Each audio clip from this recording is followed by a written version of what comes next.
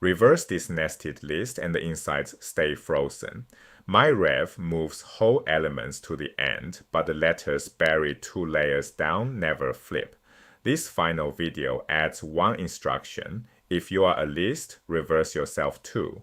And that one instruction turns myRev into deep rev, roughly 5 lines that reverse every layer, all the way down. Here is the list to reverse. 4 top-level elements. The first is a list holding 1 and 2. Then come 2 plain numbers, 3 and 4. The last is a list holding 2 more lists, 5 and 6, and 7 and 8.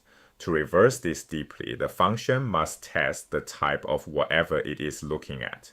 An element that is not a list, like the 3 or the 4, is treated exactly as before.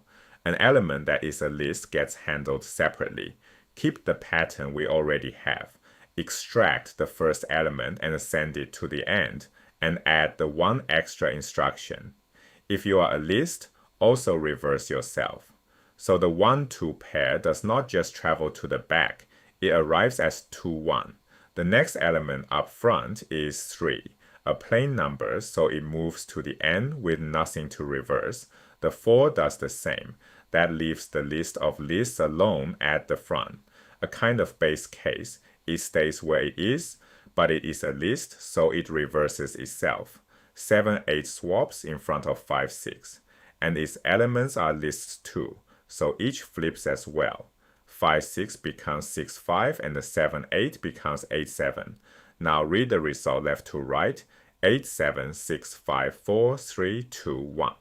We reversed as deep as the nesting goes down to plain numbers. Now write the function using the same recipe as every earlier example. Handle a list with exactly 1 element, then a list with many. With 1 element, the move depends on that element's type. If the type of L at index 0 is not a list, it is a number or a string, then the list is already reversed, and we return L unchanged. Otherwise, that single element is itself a list, and we want it to reverse itself, which is exactly the function we are writing. Trusting ourselves again, we call deep rev on the element. Notice the square brackets around that call. This function must always return a list, so we wrap the result just as we wrapped the extracted number before. Be careful what 1 element means. We count top-level elements only. A list holding a single inner list still has length 1. Only if you stripped the outer brackets would you count 2. What sits inside that element is the recursive call's problem, not ours. The longer list splits on type the same way. Extract the first element and test it. If the type of L at index 0 is not a list, do exactly what myRev did. Deep reverse the rest of the list, then concatenate the element wrapped in square brackets onto the end. If it is a list, moving it is not enough. We concatenate deep rev of the element instead, so it lands at the end and everything inside it gets reversed on the way. Compare the 2 branches. The left half is identical in both. Deep rev of L from index 1 onward, telling the remainder to reverse itself. Only the tail differs, brackets around the element or brackets around its deep reversal. 4 cases, 4 returns, and square brackets everywhere for one reason, preserving the list structure. The integer case says it plainest. Python cannot concatenate a list with a bare integer, so we concatenate a list holding that integer. Run the finished function on the test list from last time. Deep rev prints the innermost pair as G then F, that reverse pair sitting in front of the letter E, the D still wrapped in its own list, and the string arriving intact spelled A, B, C. A string is not a list, so the type test moves it whole. Deep rev descends through lists and only through lists. Splitting into a 1-element case and a many-element case made the function easier to invent. The finished version compacts. The base case shrinks to the empty list. If L equals the empty list, return it. Then only 2 questions remain. If the type of the first element is not a list, deep reverse the rest and concatenate the wrapped element at the end. If it is a list, deep reverse the rest and concatenate its deep reversal. The whole one-element branch disappeared. A single element list now falls through the same two questions, and the recursive call on its empty remainder simply returns empty.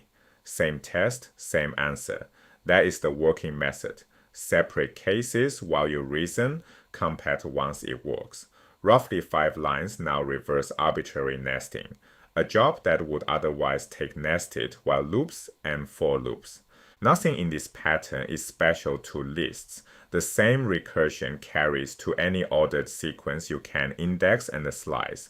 The membership search we wrote runs unchanged on tuples and on strings, and the length summing example runs on tuples too whenever the operation makes sense for that type. The one exception today is deep reversal itself because a string cannot nest another string inside it. There is no deeper level to descend into. 2 rules to carry out of today's recursion. First, watch your base cases and your return types. Every return statement in a recursive function must hand back the same type of value, and the recursive step leans on that guarantee. The concatenation inside deep rev works only because a list is always coming back. Second, the first draft does not have to be efficient or elegant. Separate a one-element case from a many-element case if that is easier to hold in your head. Get something working, then tighten it. And step through the Python tutor links for this lecture to watch these calls unfold. Today's file closes with practice. First, memorize the basketball score counter.